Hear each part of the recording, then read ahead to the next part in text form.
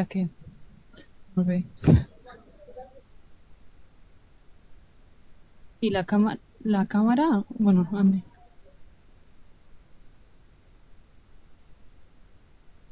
Vale, vale. Vale.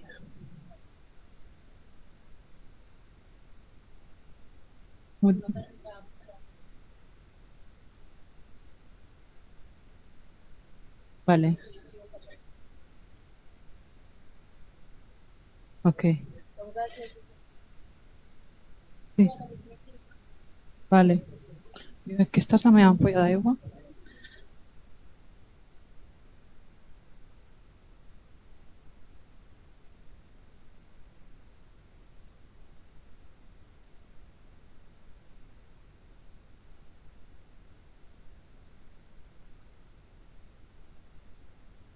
Faig jo la presentació. Vale. Hi, good morning. Can you hear me? Here, yes. Hello, good morning. We hear you. Yeah, hello. And you are in KTH?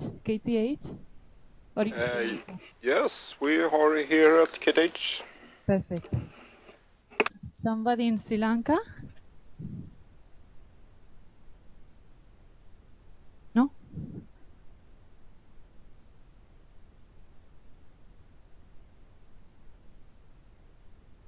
It's okay. Okay, I will start then. Good morning, everybody. My name is Veronica Martinez-Sanchez. I work at Fundació ENT, that is a consultancy company here in Barcelona, well, a bit outside in Vilanova. And I'm here today to present life cycle costing as a methodology. And I would like to tell you that some years ago I was studying here in ETSEIB, and I did chemical engineering. And after 5 years I went to Denmark, to the Technical University of Denmark, to do my master in environmental engineering. And there I learned about life cycle assessment. And after finishing my master, I did my PhD on life cycle costing. So my PhD was applied in life cycle costing in waste management, and this is what I'm going to present today, a short introduction about it. So the agenda for today is this one. So I don't know if you know about waste management system, so I will do a short introduction about it. Then I will go to life cycle assessment of waste systems, so the environmental impact assessments. Then we will move towards the need to complement life cycle assessment with economic data. And then I will go into details into the life cycle costing methodology. After, we will take a break to process some of the information, and then we will move into the 2 case studies and the conclusions. So the learning objectives of this presentation will be key aspects of waste management systems, key aspects of life cycle assessment applied to waste management systems, and then different types of life cycle costing, and finally key aspects of life cycle costing in waste management. As you will see, most of the presentation is focused in waste management because this is what I've been doing for the last 8 years. But you will see the relation between waste management and energy systems. So, to start with, I would like to introduce the circular economy. I guess all of you know about it. But over the last decades, more and more importance have been given to resource scarcity and circular economy as an alternative to the traditional linear economy. And in this type of economy, resources are kept in use as much as possible, and when this is not possible, then we try to extract as many resources as possible to put them back into the loop of the economy. Because of this, the waste management system has evolved from simple control of emissions sector to a resource recovery sector. We can see this in this graph from 1995 until 2013, and this trend has been also until now, where we can see that in the light green, we can see the recycling. So it has been increased over the last decades, as it also has been increased the energy recovery, that is this light yellow. Contrary, we can see that the landfilling without energy recovery has decreased considerably. This is why we say that waste management passed from simple control of emission to a resource recovery sector. Then here I would like to introduce you the main principle of waste management system, that is this waste hierarchy. This is something that the waste authorities suggest to use, and it establishes a priority list of actions how to manage our waste. So the first priority is given to reduce or prevent waste. So let's try to avoid any kind of waste that we can avoid. When this is not possible, then we should use for the reuse. So let's try to use the products as much as possible in the same shape without need of reprocessing. Well, when this is not possible, then we have the recycle. That this is like, for example, with the plastic bottle, it goes to the remanufacturing, and you have a new bottle or something that has a lower quality or another use. Then the fourth is the recovery, energy recovery or nutrient recovery. This here we can have incineration plants where we combust the waste and then we generate some energy. And finally, the last option is to dispose without any recovery. This will be a landfill without gas collection, so we cannot produce any energy and recover any material. However, even if this is really important, this principle, it doesn't say everything, because to treat our waste properly, we need to consider first the local conditions, if there is a market for the recyclables material or not, or if there is a heat market. Imagine if you have an incineration plant and you produce heat and electricity, but then there are no users of this heat, so then we are producing it for nothing. Then it can also happen with the recycling materials. You can have a really big plant for recycling, but then there's nobody that wants to use the secondary materials. So to take into account these local conditions and also break-even points, these break-even points are, for example, if we increase recycling, there's a point that to keep on increasing the recycling, we need to use more energy, more and more energy, or more resources. For example, for the paper, when you recycle, the fibers break. And then, so you can only do few cycles of paper. And then every time that you increase these loops, you use more energy. So there's a point where recycling doesn't give more benefits, environmental benefits. So in this case, we will go to a lower priority in the hierarchy. So to know what is the best option, environmentally speaking, about what to do in the waste, taking into account the specific local conditions, we use environmental impact assessment. This method will tell us, okay, if we compare these two waste management systems, which one is best in these local conditions. And one type of, to know the environmental impact assessment, we apply a really well-known tool, that is the life cycle assessment. I think that you have heard about this method here in this course. I would like to say some things about how to apply this methodology in waste systems. As you may know, this method is standardized in an ISO standard. So in this ISO, they tell you, they explain all the methods and the methodology to apply.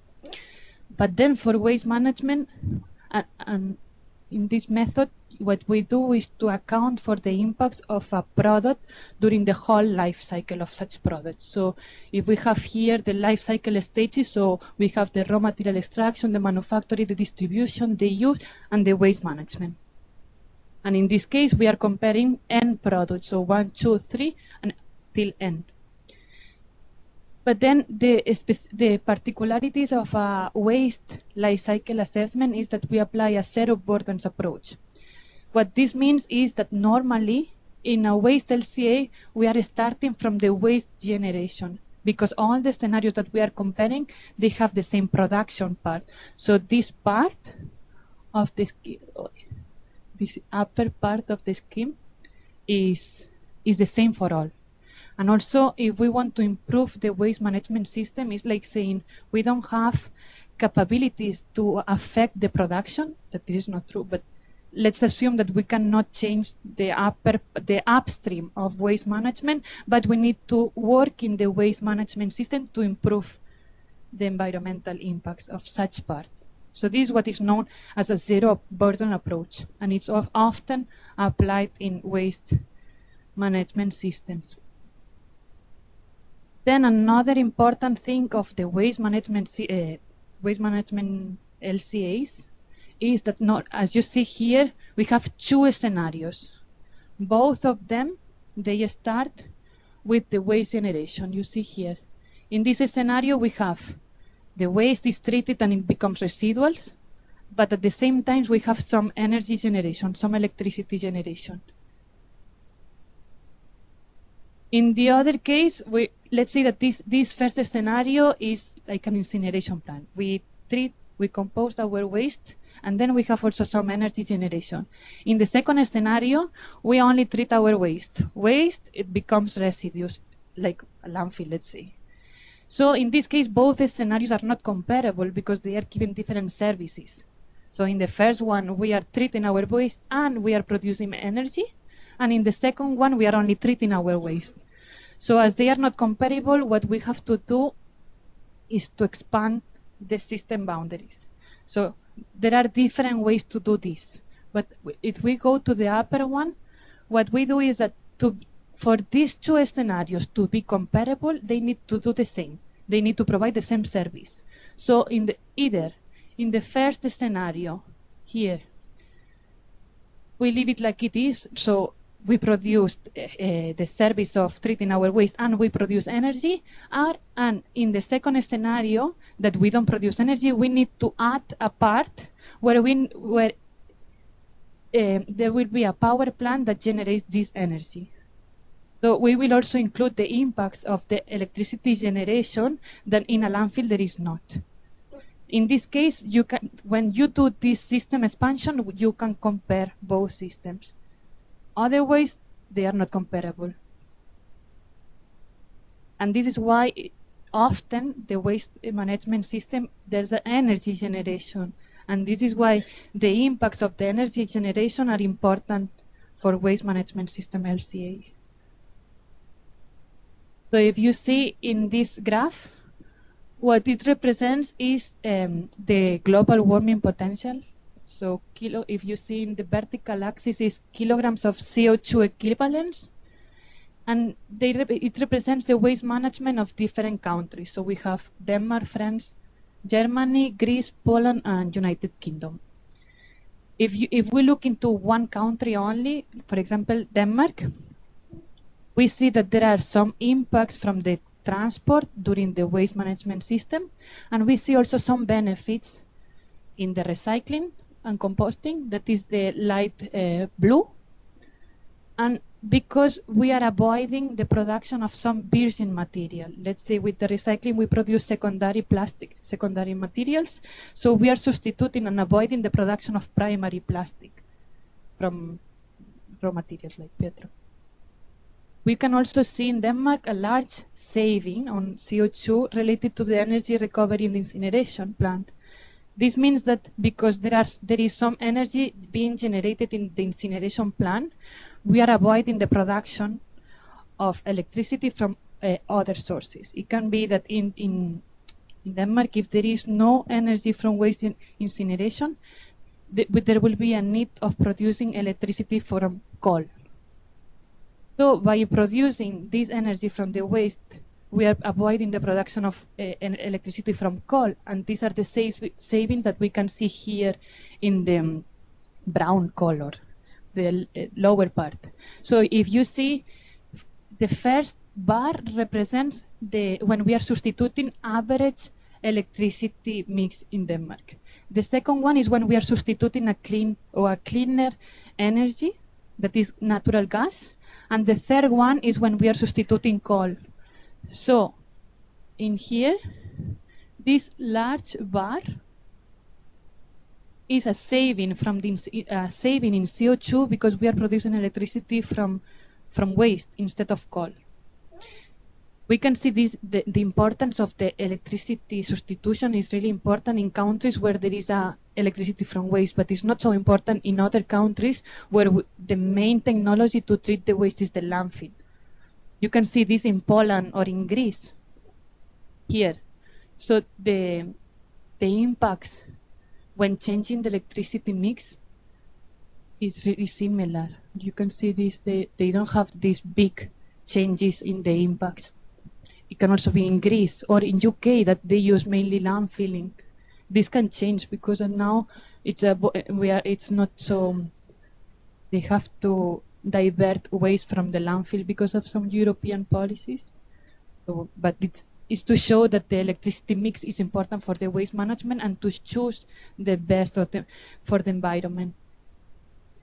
So then we will go into the next section. Yes, sorry.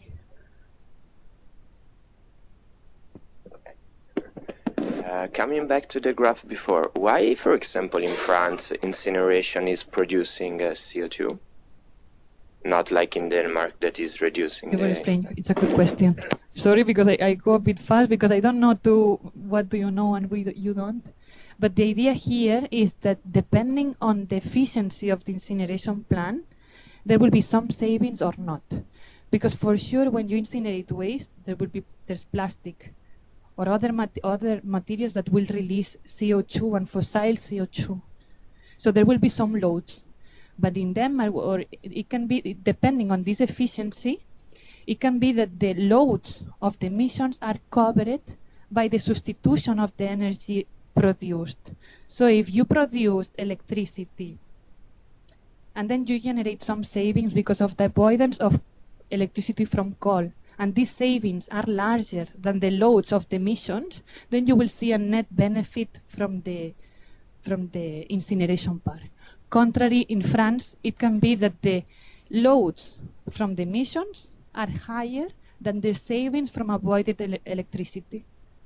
This can be, for example, if the marginal, so in France, if they use a lot of nuclear, the impacts of the average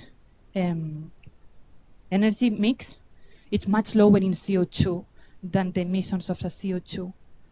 So I hope this represents.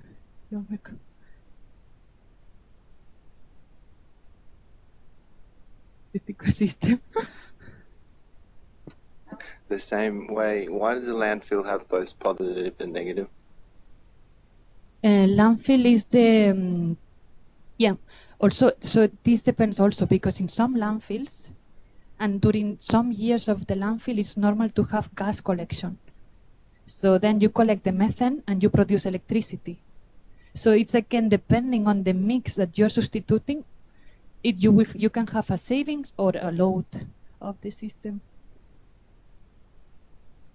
Yes. Any question in KTH or in Sri Lanka? Yes. The MBT plan is a mechanical and biological treatment plan. This is what's happening in Barcelona with the waste. So most of the waste is sent to a sorting facility where there is some biological treatment. First you separate the residual from the organic waste, then the organic waste is being composted or anaerobic digested, so it's a biological treatment, and the residual is sent to a landfill or an incineration, depending on the facility. But these plants are sorting facilities, and then you do different things with the fractions. MBT is called mechanical and biological treatment plants. Okay. Any other question? Okay. I will move to the next one. So, why do we need life cycle costing as a complement to life cycle assessment? So the idea is that the decision makers, even if they are interested in environment, they are also constrained by the budget given to this area. So the thing is that normally what is happening until now is that the authorities or the decision makers are asking two independent studies, one for the environment and one for the economy. The problem is that if they are independent, somehow they are inconsistent with each other, and then they can have different system boundaries, different assumptions, so they are not comparable. So the lack of this support of economy and environment, it's somehow limiting the value of both. Because even if I know that for the economy it's much better to landfill, I don't know about the environmental impacts of landfill. And the contrary, even if recycling is really good for the environment, but we don't know how much it costs, it cannot be implemented. So we need both, and we need both to have similar assumptions to be comparable. So what do we do then? So we need to integrate both things, environment and economy. While for the environment there is a well-known tool that is the LCA. For the life cycle costing, for the economy part, there's no a unique methodology to apply. So what is happening here is that each user or each somebody that is doing a study, everybody is using different methods depending on the need of the project. But then there was these two, Hanklin and Swarf, these two books that what they propose is to use life cycle costing as a consistent framework with life cycle assessment. But somehow these two books are really short, and there's only generic terminology and somehow ideas for general products. But waste management somehow is not, and many services given, like also the energy system and others, they are not so generic, and they need the specific aspects that are difficult to have in generic methodology. In the waste system, for example, we have that the waste, it can barely be controlled. It's really heterogenic. So we start there with the waste generation. Then also the waste treatment facilities, they cannot control the input, so we cannot do an accurate study. It's really fluctuating. And then also the waste management system is really related with other production sectors. We were talking about the energy effects, but this happens also with the nutrients. So if you compost your waste, or if you digest it and then you produce some fertilizer, organic fertilizer, you're also substituting mineral fertilizer. So there are different relations that we need to take into account. So because of this motivated the objective of my PhD that I finished 1 year ago, and it was to provide a framework for performing economic assessment with different levels of integration with LCA. So we need to look into the economic aspects by taking into account the environment, but there are different ways to do so. So this is what I'm going to explain today, the method for life cycle costing that integrates different environmental issues. So starting with the life cycle methodology, what we found is that there are multiple types of life cycle costing. And each type is meant to do different studies and to satisfy different needs. So if we start, each life cycle costing has a modeling approach, a cost approach, and a goal perspective. I will go into them now one by one, and please ask me if you have any question. I will just stop me if I don't ask you. So the first type or classification of life cycle costing is the modeling approach. The modeling approach defines how the scenarios are defined. So we will use an accounting approach when we define the technological pathways beforehand. So let's say that a municipality is deciding whether to incinerate their waste or to landfill it. We know that these are the two options, so then we will use an accounting approach. This is what Carlson, Reitz, and colleagues did with this study. So they wanted to compare different scenarios, these 9 scenarios, and then see which was the most expensive and which one they could fit with the budget constraint that they had. Then we have the optimization approach. In this modeling approach, what it's saying is like we don't define the scenarios.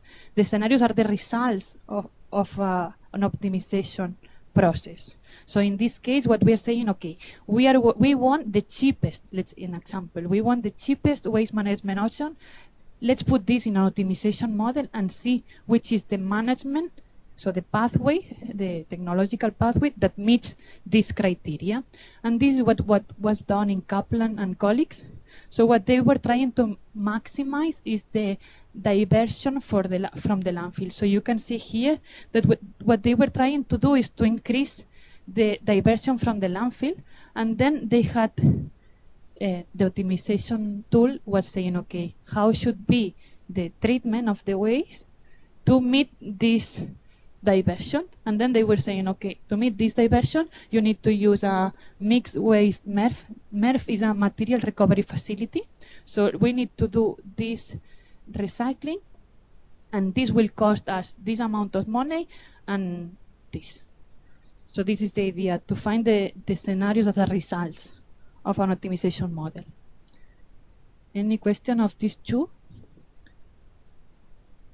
Move to the next one. Then we have the cost approach. Yes. Sorry. Coming back to this one, can you please, what is MTCE? Just to understand how the graph. I think this was the cost. Don't remember. The idea is, it was only to show an example of a publication that they used the optimization. I was mainly focusing on the cost, so this $1 million per year. But it seems that so what they did is they were looking at the strategy that was maximizing the diversion from the landfill. And once you know which is the waste management system that meets this criteria, then you can quantify different things. In this case, they quantified the cost. And this, I don't remember what is this, but I can check. I can check the publication and let you know. But the idea is, okay, once you know that this meets the criteria, then you can quantify different things. I can check and tell you later. Okay. Then we have this cost approach. Maybe this is the most important part of a life cycle costing. These three types of life cycle costing, these are the ones that Hankler and Swolf, these two publications, they used to distinguish different type of life cycle costing.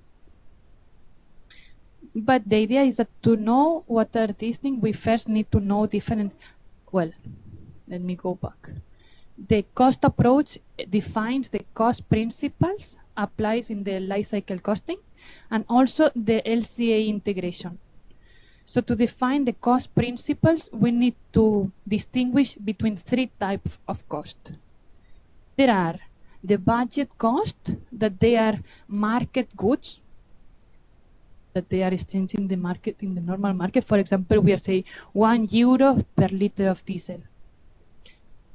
Then we have the transfers. These transfers are taxes, fees, or subsidies. These are only exchange of money between stakeholders, between agents of the society, but they don't represent a consumption of resources, like the budget cost. This can be, for example, €50 as a landfill tax to landfill 1 ton of waste. This will be a fee, and this will be considered a transfer. Then we have the externality cost. These are effects outside the market. So they don't have a value in the market, but they are real effects. Like, for example, €20 of damage cost related to an emission of 1 ton of CO2. So then what is happening is that the conventional life cycle costing is a financial assessment. As a financial assessment, what we are including is the budget cost, so market goods, and the transfer taxes. Then we have the environmental life cycle costing, that is also financial assessment, so we are using the same budget cost and transfer. And then we have the societal life cycle costing, that is a welfare economic assessment, and what does include is market goods and or market services and non-market. So in this case, we are including externalities, so the damage of the smoke of your car. So as if you see like this, it seems that the conventional life cycle costing and the environmental LCC, they are the same. But they differ in something. They differ in the integration of the LCA. In a conventional life cycle costing, the environment is beyond the scope of the study. We don't care about the environment. It's the traditional old times. While in the environmental life cycle costing, we care, but we don't want to sum them up.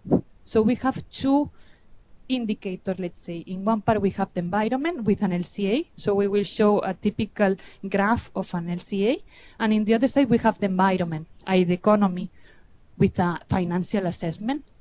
But we are showing them together, and they will have the same assumptions. So they will have the same system boundaries, the same substitutions. So they are consistent with each other.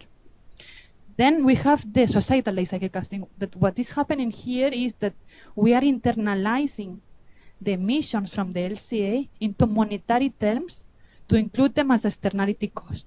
So if in the LCA we found an amount of emission of CO2 100, and then we know that the damage cost of CO2 is 20, we will multiply them and have the damage cost of the CO2 accounted under externality cost. And then we have the last classification, that is the goal perspective. This will be the last thing that you have to remember before the break. So we have two, analysis and planning LCCs. So the analysis, what they are doing is to taking a picture of a real situation right now. To, for example, identify hotspots. In this case, for example, what we want to do is to estimate the waste fee that a household has to pay to treat their waste. So what is happening here is that we need to quantify what we need for collection costs, recycling, and then sum it up, and this will be what the citizens should pay to treat their waste. It's a photo, what is happening right now. In the planning, what we are trying to do is to say, okay, what are the consequences of a change in the system? Let's say, let's imagine that now in Barcelona we don't have source separation of organic waste. So in our place we only have the residual bin. Is it beneficial to include an extra bin for organics or not? This will be a typical question, or an example of question to solve with a planning life cycle costing. So then we have a break now, 10 minutes, so you can process some of the information. Okay, let's say at 11 we start again.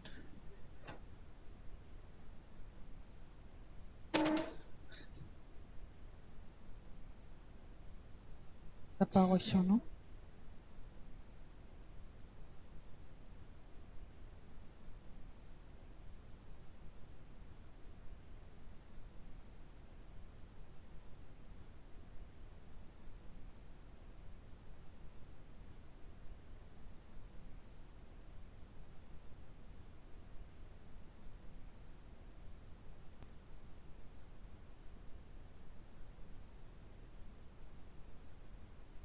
Gracias.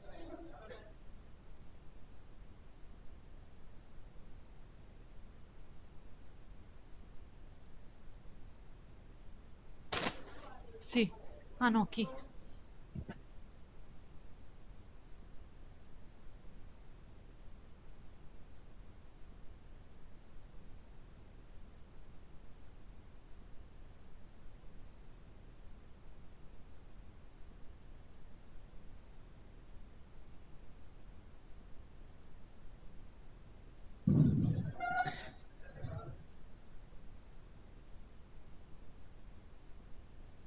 Començo.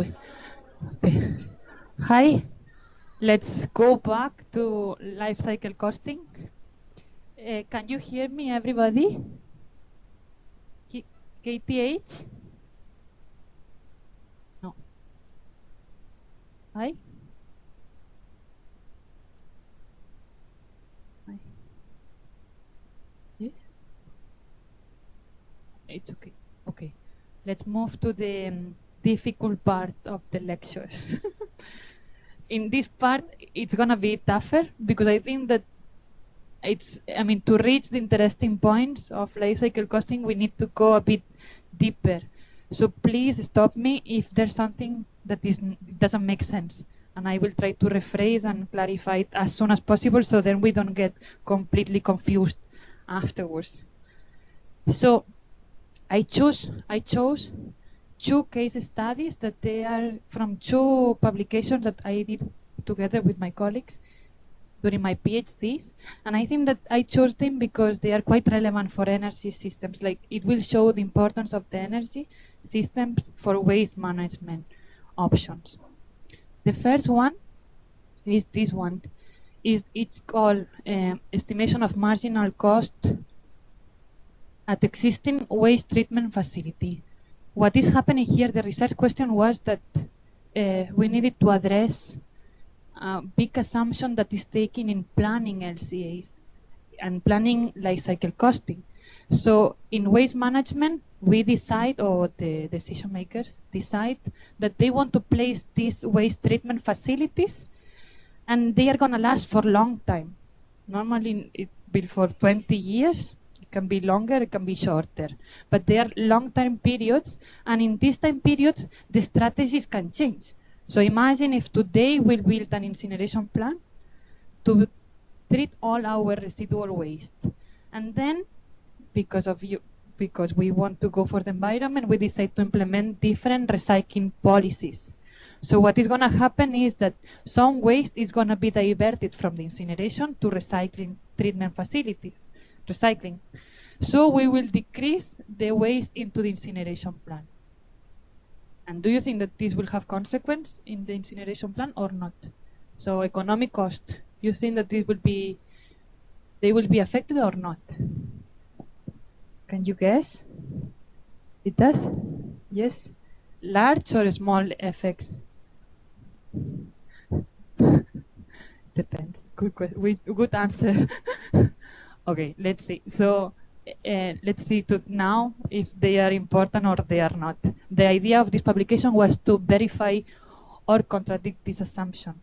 The assumption made all the time in many life cycle costing is to say, okay, we change the strategy and the existing facilities will adjust, so the cost will be 0. This is the normal or common assumption. Let's see. So in this case, we use the... okay. So to know if we are going to have some effects in the incineration plant, we need first to quantify the average cost of a facility. And to do so, what we did... Oh, I am moving all the time this. No. Okay. To do this, what we did was to, okay, we have all this cost in the incineration plant. Let's estimate each single item with a function based on the waste input. So different parameters. Let's say the carbon in the waste, how this affects the cost. And then we will have different functions to estimate the average cost. And then we found out that in an average incineration plant in Denmark with the specific energy efficiency that they are quite high in Denmark. This is not common in South European countries. We found out that the energy system revenues, so the sales of the energy, were like 72 euros per ton of waste incinerated. Then we have some cost of the power consumption in the incineration plant that they were quite minor. Then we have some cost of the ash disposal. What is happening with the fly ash and the bottom ash in the incineration plants? It's also expensive, but they are lower amounts. So here you can see that as a minor cost. Then we have all the costs related with the flue gas cleaning. So how we need to meet the air quality criteria. So we need to clean the air. And then we have the fixed cost.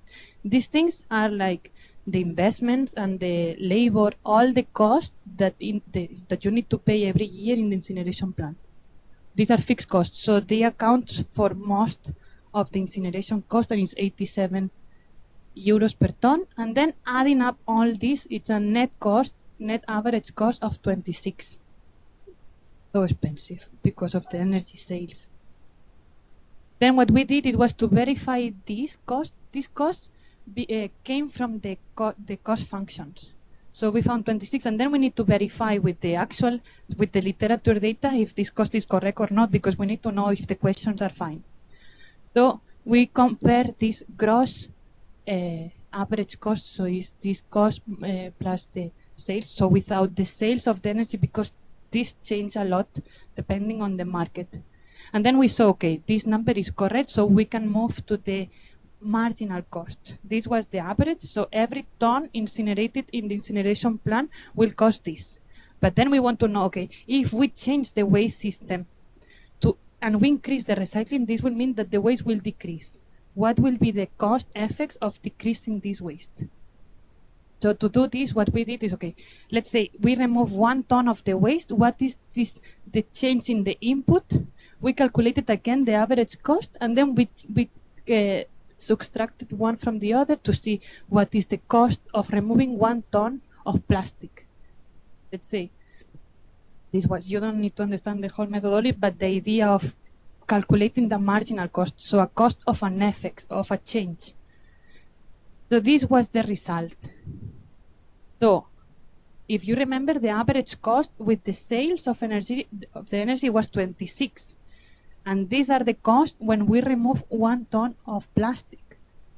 So this is like 287 euros per ton of plastic, that if we remove this with a recycling strategy, this will be the cost for the incineration plant per ton of plastic.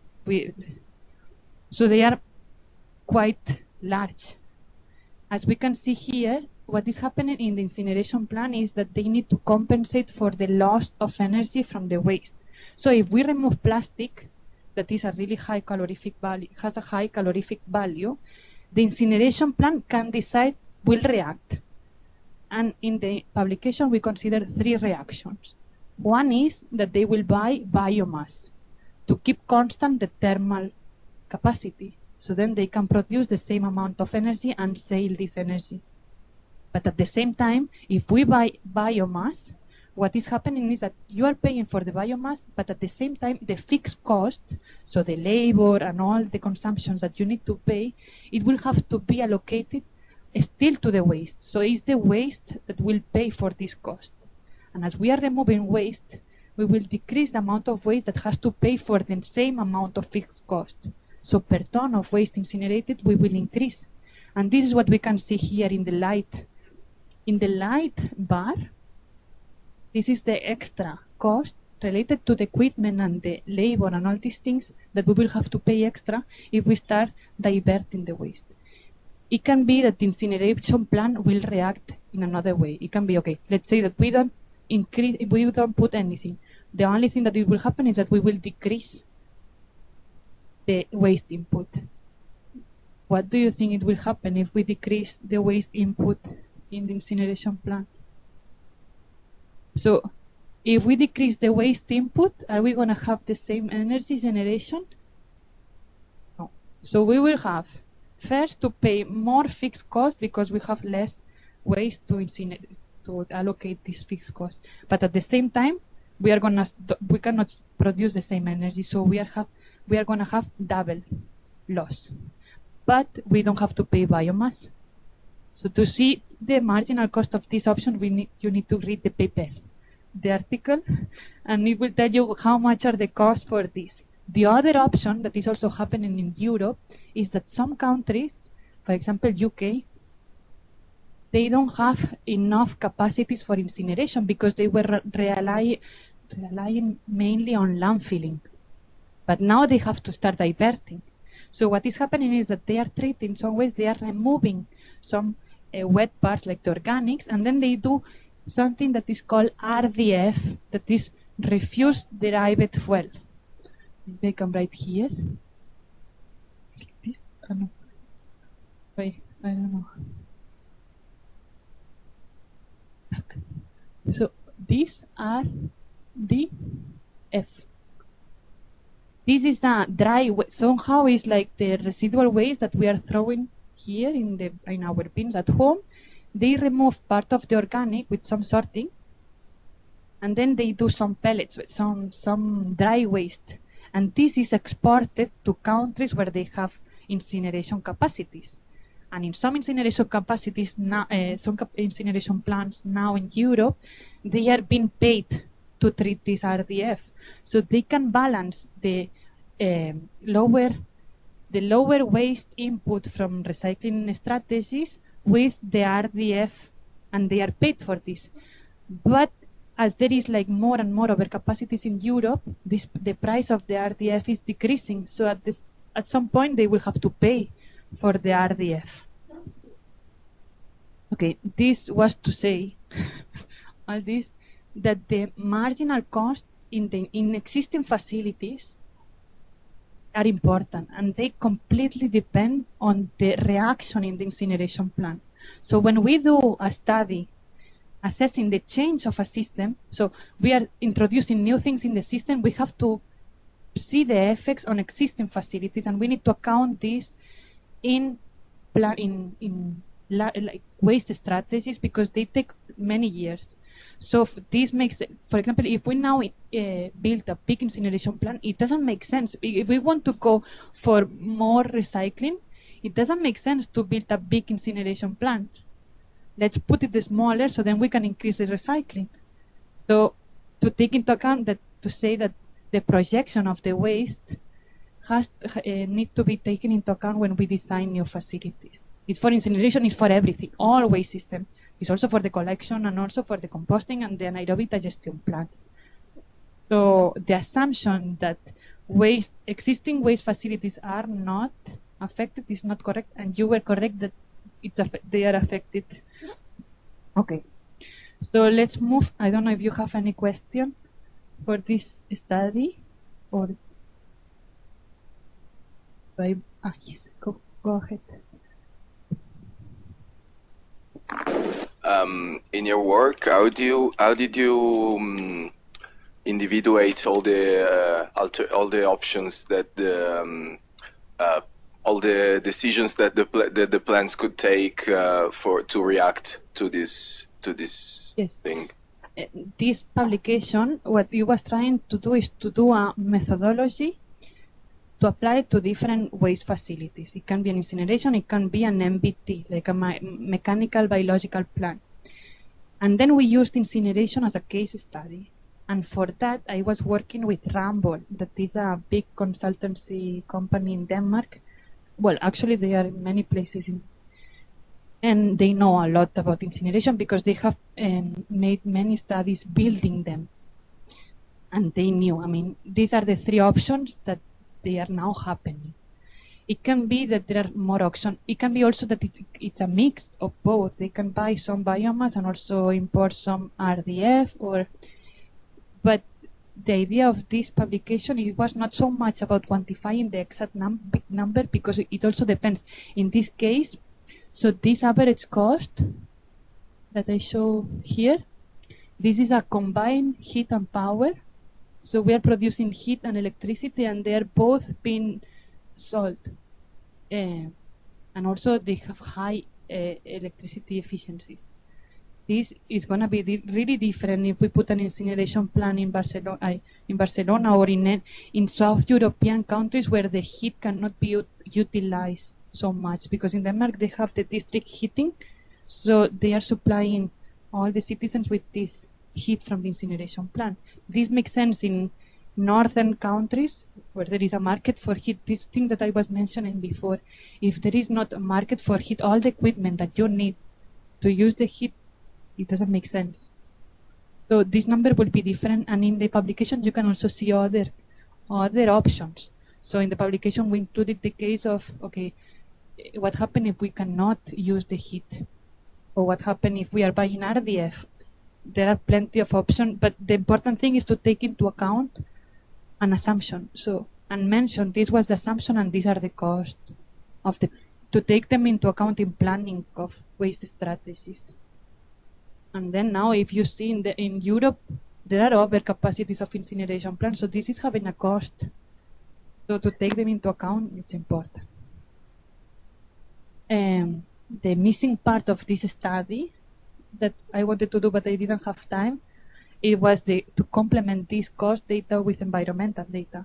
let's say, so if we remove some plastic and you produce some electricity, is this more beneficial than sending the plastic all to the recycling facilities? We need to assess this. Can be that by taking into account the effects in the incineration plant, the recycling is not so, or it will be still beneficial. So for many fractions, they can be recycled with really high efficiency. But currently with the technology that we have, for example, the soft plastic, the drag-ins and all these things, I don't think that they can be recycled with high efficiency. So in this case, maybe it makes sense to incinerate it. These things, you need to take them into account, and for this we need the LCA and the LCC. This study only shows the cost. The future ones, if I have time, it will be to do the environmental part. So then let's go for the next one. It will be the last case study, and then we go for the conclusions. Any questions in Kitty somewhere? No, just let's go. Okay, this one is a publication that we used an optimization approach. If you remember, in the introduction of the presentation, we talked about the accounting and optimization approach. The optimization approach was the one that the results of the optimization are the scenarios.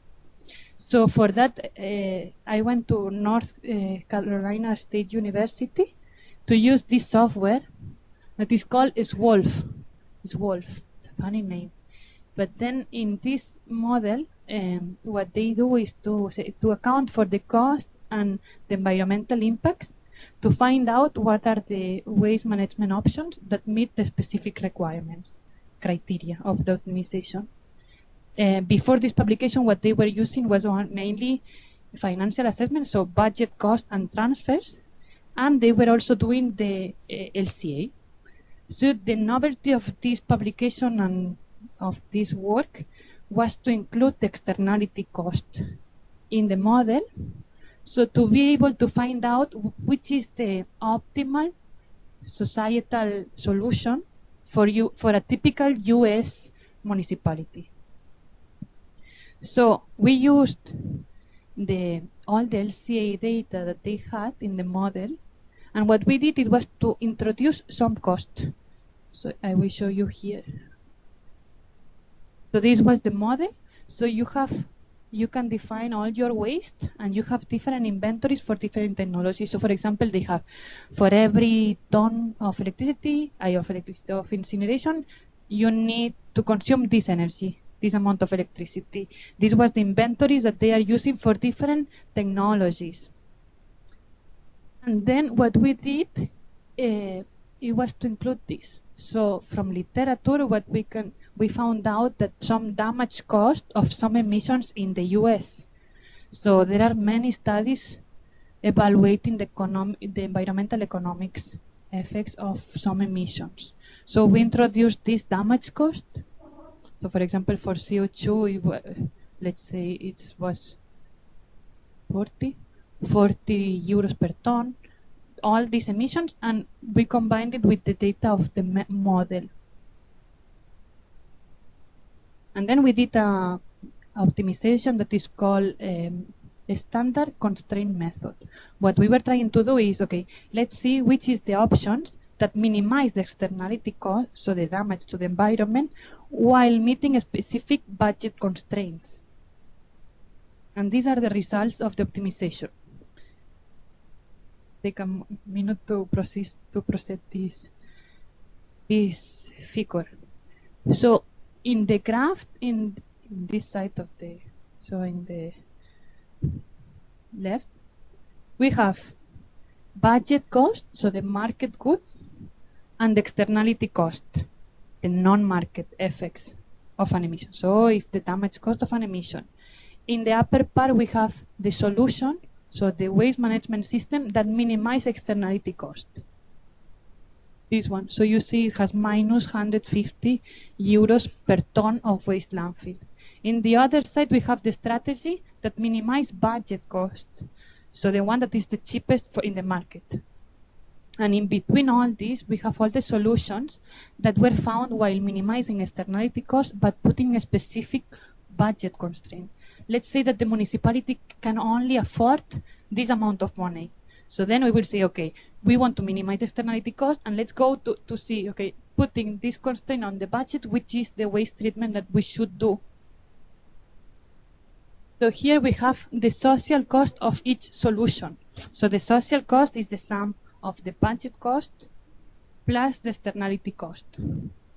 So for each solution, we have a social cost. And then in the other side, we have the waste treatment related to each solution. So if we go from here, from the minimum budget cost, so the cheapest in the market, it could be to landfill everything. If we landfill everything, we will have a really high externality cost. All the emissions that we have in the landfill will be converted into money, and this will be the externality cost.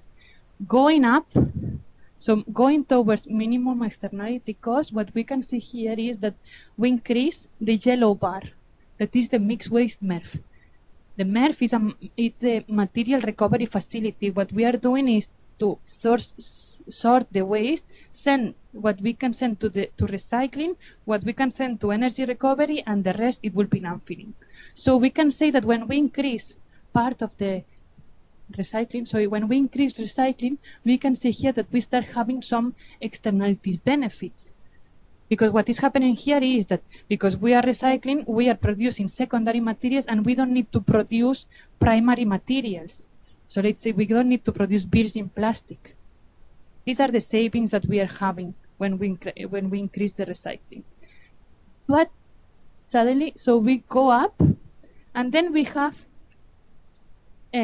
we say, okay, everything is sent to the material recovery facility, and then we start saying by increasing more, so by decreasing the externality cost, having more benefits, we need to increase the energy recovery and the recycling. But this, if we keep on at this point in the E, while here we were seeing a really large benefit on the environment, here we see that the benefit in the environment is really small for the big budget cost that we are investing. So at this point in time, based on the social cost for society, more recycling doesn't make sense, because we will have to pay a lot of money for a benefit that is not enough, is not big. So in this case, what we found out is that the best for this case study and based on this data was the solution E. So the solution E is this one, to send everything to a MRF, and this is important in cities or in municipalities that they have large distances, and this is common in US. They have to drive long distances to reach the facilities. So in this case, what it makes sense is to send the waste to a facility, sort it, and then transport it out. If it's a small municipality or where the distances are shorter, then the sorting is not so important. So you can have more facilities and then send the organics here, the residual there, many things. So the cost of collection depends on the distances of the municipality. And in US, the best option was to send to the sorting facility, centralized sorting facility, and from there transport the outputs of the sorting to different facilities. So the idea of this publication was that we need to see which is the break-even point of some strategies that we are always trying to meet, like which is the maximum amount that we can recycle, when does it make sense to recycle, and when we should go for other options. And this was the conclusion of this publication. And here I would like to show you, because normally in an LCA and in a life cycle costing, we do sensitivity analysis. Because as you saw, the energy mix that we are substituting is crucial. Let's say if solid waste management is producing electricity, it will have large benefit if the energy that we are substituting is fossil intensive. Like if it's based on coal, by producing energy from the waste, we are saving a lot of CO2. But if it's based in wind, we are not saving anything. It will be more polluting to use waste management systems. So here we can say, here is, if you remember, it was the graph in the left. Here is the sensitivity analysis. In this one, in the squares, we see the baseline assumption, that is the one that I showed you before. And then we can see that if we move, and the baseline assumption was that we are substituting the average mix in US. That is a mix that is not really clean, but it is a mix of cold, wind, and different things. But here we show, okay, what are the results if we are substituting only coal, that is the worst. No? So if the energy system is based on coal, if we produce energy from waste, we will save a lot of CO2. And here we can see the triangle, I know, this one, I don't know if you can see it, so it's the white circle. This one shows the scenarios, so the solutions when we are substituting energy from coal. As we can see, what happened is that the externality costs are even lower because we are substituting a higher fossil intensive source of energy. While if we have wind as a substituent, we are not saving almost anything. We are not doing anything good for the environment. Talking about CO2. So the energy mix, it makes a big change. And in this case, when we are substituting wind, the optimal treatment won't be based on incineration because the energy generation doesn't bring us benefits. And then we will have to find something else, which are the resources that we need from the waste, and then we will have other savings.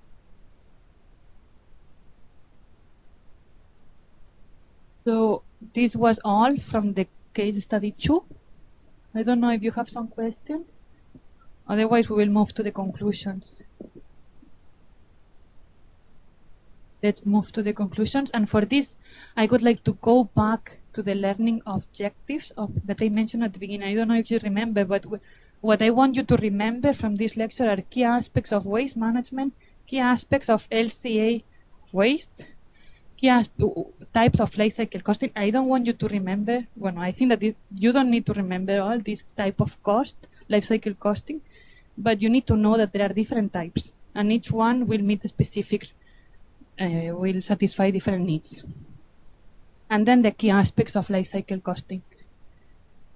So to remember for waste, I think that is like, you need to know that the waste management system is not any longer a control of emission control system. Instead, it is a resource recovery system. So we can get a lot of benefits from it. And we need to start seeing more the waste as a resource and not a waste. So then we need to apply the waste hierarchy. So try to prevent as much as possible, reuse, recycle, and when this is not possible, let's go for the energy recovery or for the nutrient recovery, but let's try to keep the material as long as possible in the loop. And then finally, the last one is the disposal, that we should avoid it as much as possible. Then, for the life cycle assessment of waste system, we need to remember the zero burden approach. This means that we are not taking into account the production, the upstreams of the waste systems. We need to take into account the system expansions because in some ways, in some scenarios, we are not only treating the waste, we are also producing some co-products that we need to take into account in the benefits of these scenarios, because it's not the same to only treat waste to produce other useful materials. So we need to account this with the system and expansion of an LCA or the system boundaries of a study. And then the importance of the energy system. Every time that you do an LCA and also an LCC, you need to take into account what are we substituting. Are we substituting a really polluting energy system or maybe not?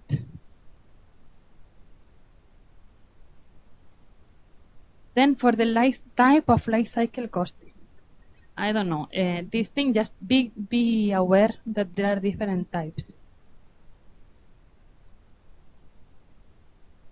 And then the last one is each type will be useful for something. For example, if we want to introduce some extra sorting in the households, this will bring some extra time for the households to sort. We need to put some value to this time. It can be large, or it can be small. It can be that the people think they feel better off by sorting their waste, so then we should count as a benefit to the system. It can be that they think that they don't like this activity and they should be paid to do this. So the time used to sort the waste is a parameter that is not accounted in financial assessment because there's no market price for this. But we can account this in social life cycle costing as an externality cost. So if you are gonna do some scenarios that affects the behavior of the client, we need to account for these effects. And this can be done in the societal life cycle costing. It cannot be done in conventional life cycle costing or environmental life cycle costing. So be aware of this.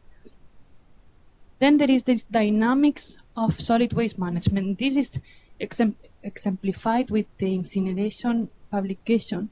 So the waste facilities, they need to adjust to the changes in the system, and we need to take into account how are they going to adjust to know the effects of our changes in the system.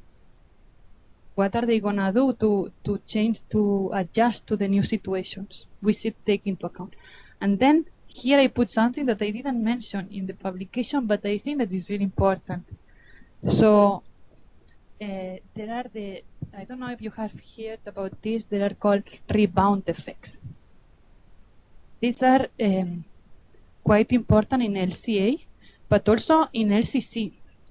For example, in the last decades, there's a lot of evolution in the energy efficiency of different items. So the efficiency of the consumption of the lights and all these things, they have grown a lot. And this put the prices down. But at the same time, you cannot see a decrease of energy consumption per capita. So if the items that we are using are more efficient, so they are using less energy, but at the same time, we are not seeing a decrease in the consumption, this means that we are consuming more.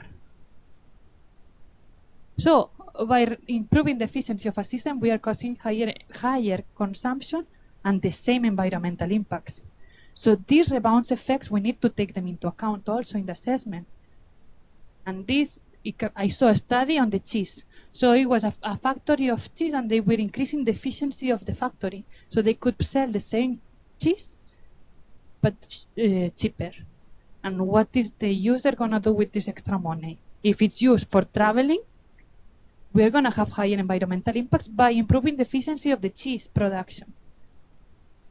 So we should take this perspective of looking the effects around the product. So don't focus on in one product, because the consequence of improving one product can affect other things. And then I did this study on the food waste prevention. This is a really important issue in waste management. We are throwing a lot of waste, a lot of food that could be eaten. And in this study, what we show was that if we promote users or people to buy only the food that they are going to consume, they are going to save some money. No, because let's say that we throw 30% of the food that we buy. If we adjust our behavior and buy only 70% of this food, the 30% that we don't buy, it's going to be a saving. Depending on how this saving is used, it can have environmental impacts because of the production of the alternative consumption. So the prevention strategies, they have to go together with sustainable consumption practices. So it's not enough to say you produce and consume, buy less food. We need to say, okay, don't travel so much, don't consume. So go for items that consume less energy, they have less environmental impacts, like services. If you go to the cinema, the impacts will be low. So if you save on waste and use it in the cinema or in culture, it will be good for the environment. But if you travel a long distance for short times, the benefits of waste prevention will be lower. So this thing is the conclusion of this talk, I think, is to remember that we are not focusing on one single product, but we have a big basket of items that we are buying every day to take into account. And then it's all for today. Thanks for the attention.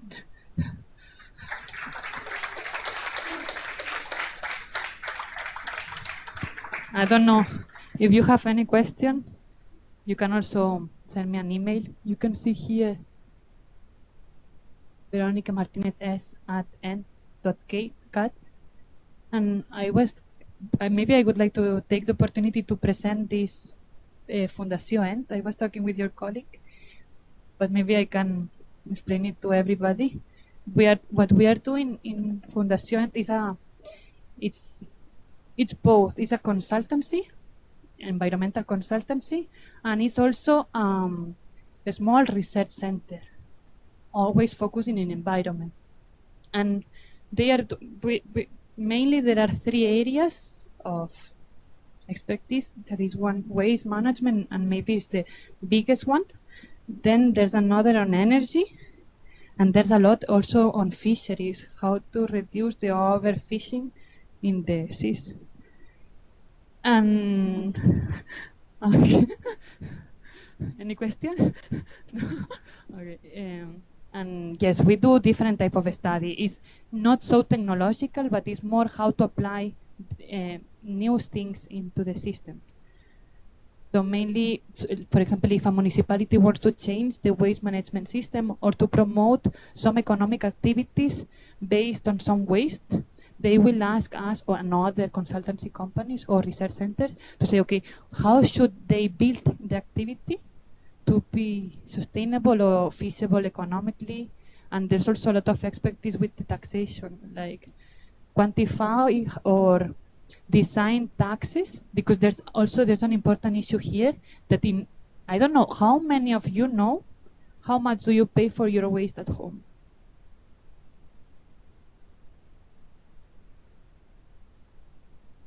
Buddy? And in your, I don't know how many countries there are here, but do you know in your home country how much are you paying? Yes? Go. A bit more, but more or less you are there. Good. This also depends on the country and also depends on the municipality. There are some municipalities that charge for the collection only, others that charge for the collection and the treatment. But the overall idea is that this amount should be known by the citizen, because by knowing that you are paying something, and maybe imagine if it's expensive but you don't know. So by knowing that you are paying a lot, you can reduce your waste accordingly. But what is happening in Barcelona is that the fee that you are paying for your waste is hidden in the water bill. So most of the citizens don't know how much are we paying for the waste. In other municipalities, is paid with the property tax. This is happening here in some municipalities, not in the metropolitan area of Barcelona, and it's also happening in Denmark, so in other places. So if it's hidden, the price that we pay is not promoting the reuse, the prevention of our waste. So we work a lot on how we should define the taxes and the fees and all these things to promote sustainable consumption. That's all, I think. Go. What I normally do in my hometown in Valencia is I go to the eco park. Yes. And I get the discount. Like yes. I don't pay the fee. Discount on which type of? On the fee I pay every year. If I give to them enough waste. Yes, there are some practices that they are promoting this. So, but this is an award for recycling. So if you recycle and you bring your waste to an eco park, you know what is an eco park, right? No, it's like an MBT. It's a mechanical biological treatment plant. That what they do is to sort the waste and then see what can be recycled, what can be sent for a biological treatment, and what has to be disposed. And if sometimes it's used also to collect bulky waste. So if you have a big table or something, you can bring it there. Or if you have electronic waste, this one is really special. So sometimes it's collected in the production, where you buy it, but other times you can bring it there, and then you get this prize or the award for being a good citizen, that you get a reduction in your waste tax. But I don't know if this is a common practice. I don't know how many people know about this. Really, not many, because they don't know how much. Most of us, I would say, we are not so aware about these practices. Don't know if you have more questions or comments.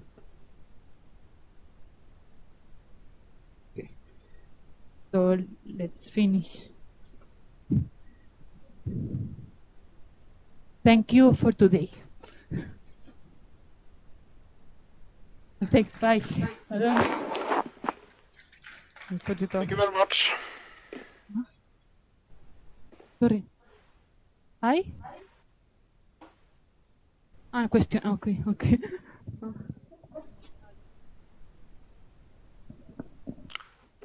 Okay, goodbye from Stockholm.